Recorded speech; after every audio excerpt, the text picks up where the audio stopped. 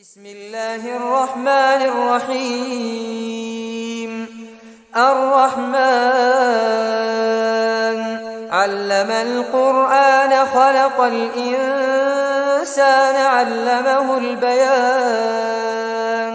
الشمس والقمر بحسبان والنجم والشجر يسجدان والسماء رفعها ووضع الميزان ألا تطغوا في الميزان وأقيموا الوزن بالقسط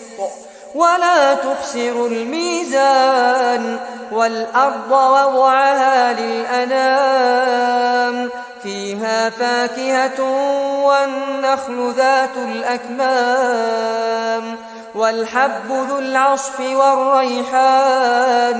فبأي آلاء ربكما تكذبان